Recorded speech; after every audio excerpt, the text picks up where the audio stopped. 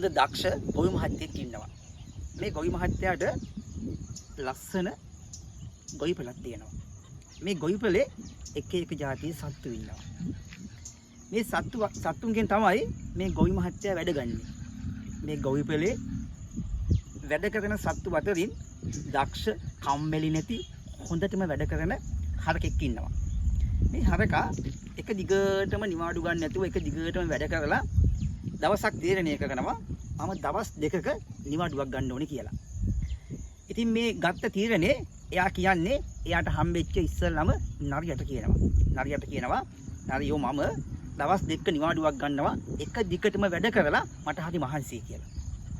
නරියා මේ කතාව මේ ගොවිපලේ ඉන්න හැම සතෙක් එක්කම කියාගෙන යනවා.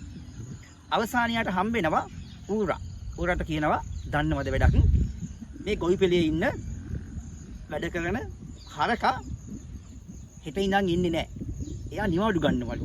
ඌට වැඩ කරලා එපා වෙලාලු. කියලා මේ කතාව මේ ඌරත් එක්ක කියනවා. මේ ගොවිපලේ ඉන්න මේ ගොවි මහත්තයාට හැම දෙයක්ම ගොවිපලේ වෙන හැම දෙයක්ම කියන්න ළඟින්ම හිටිය ඌරා. ඉතින් මේ ඌරා ගිහිල්ලා ගොවි මහත්තයාට කියනවා ගොවිපල අයිතිකාරයාට කියනවා දන්නවද වැඩක් හරකා හෙට ඉඳන් වැඩට එන්නේ නැහැ. එයාට මේකේ වැඩ කරලා එපා වෙලාලු. ඒ විතරක් නෙවෙයි. තව 5-6 දිනක් එක්ක අයින් වෙලා යන්නේ. එහෙම වුණොත් එහෙම මේ ගොවිපලට ලොකු පාඩුවක් වෙනවා කියලා. ඉක්මනින්ම ගොවි මහත්තයා මේ ගොවිපල අයිතිකාරයා තීරණයක් කරනවා. හෙට උදේ වෙන්න කලින් මස් කඩේට කෝල් එකක් දෙනවා මේ හරකව අරයි යන්න කියලා. ඉතින් හරකට වුණු දේ මොකද්ද කියලා අවසන් අපිට තේරුම් ගන්න පුළුවන්. මෙතනදී අපිට සමාජයට ලොකු පාඩමක් තියෙනවා.